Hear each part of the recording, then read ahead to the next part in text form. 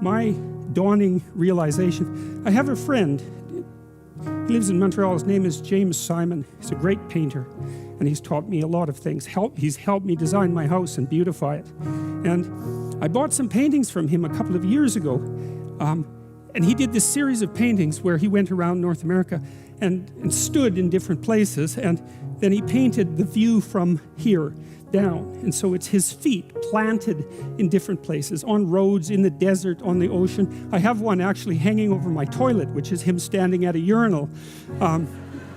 Yeah, well, you know, he was trying to make a point, and the point was that wherever you are, it's worth paying attention. And that's because, you know, so all these places that he visited, he looked at exactly where he was, standing by the side of the road in the desert. Sort of mundane in some sense, but then maybe he put 40 hours into that painting, you know, and it's very, very realistic painting with really good light. And what he's telling you as a painter is everything is worth paying attention to an infinite amount, but you don't have enough time. And so the artist does that for you, right? The artist looks and looks and looks and looks and looks and then gives you that vision. And so then you can look at the painting and it reminds you that right where you are is, there's everything that there is right where you are. And that's a hard thing to realize, but it's actually true. And so I've been telling people online in various ways and in lectures that they should start fixing up the world by cleaning up their room. And I wanted to just elaborate on that a little bit before I get back to the lecture itself. You see, the thing about cleaning up your room, this is also something I learned from Carl Jung and his studies on alchemy, because for Jung, when the alchemist was attempting to make the philosopher's stone, he was not only engaged in the transformation of the material world, but he was engaged in a process of self-transformation that occurred at the same time as the chemical transformation. So it was a psychological work in some sense. Let's say you want to sort out your room and beautify it, because the beauty is also important. And let's say that all you have is just a little room, like you're not rich, you're poor. And you don't have any power, that's another thing. But you've got your damn room, and you've got this space right in front of you, you know, that's a part of the cosmos that you can come to grips with. And you might think, well, what's there in front of you, right in front of you? And the answer to that is, it depends on how open your eyes are. That's the proper answer, because you could say, and William Blake said this, for example, Aldous Huxley made comments that were very similar, that in a transcendent state, you can see infinity in the finite. And you might say, well, you can see infinity in what you have within your grasp if you look. And you could say, maybe that's the case with your room. And so you want to clean up your room. Well, okay, how do you do that exactly? Well, a room is a place to sleep.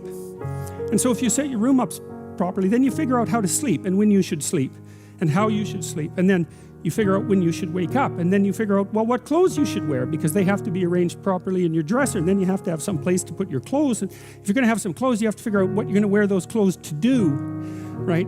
And then that means you have to figure out what you're going to do. And then your room has to serve that purpose, because otherwise it isn't set up properly. And if it doesn't serve your purposes, you will be unhappy and not happy in the room, because the way that we perceive the world is as a place to move from point A to point B in. And then if the place that we're in facilitates that movement, then we're happy to be there. And if the place that we're in serves as an obstacle to that movement, then we're unhappy to be there. And so what it means to set up your room is that you have to have somewhere to go that's worthwhile, or you can't set up your room. And then your room has to be set up to facilitate that. And then the next thing is, well, maybe you have to make it beautiful. But that's not easy, right? That means you have to have some taste. And that doesn't mean you have to have money. It doesn't, because you can be garish with money, and you can be tasteful with nothing.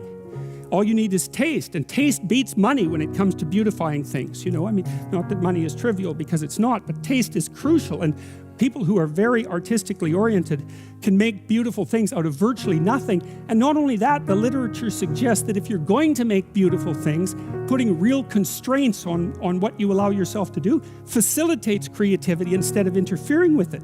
Because let's say you have to make something out of nothing, right? Which I suppose would be a godly act, right? You have to make something out of nothing. You have to be creative in order to do that.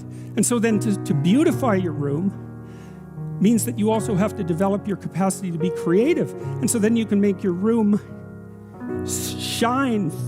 But then what will happen is that if your family isn't together, they will interfere with that. You'll interfere with that because you won't have the discipline to do it properly. But then when you start building this this little microcosm of perfection with what you have at hand, then it'll evoke all the pathologies of everyone in your household. They'll wonder what the hell you're up to in there.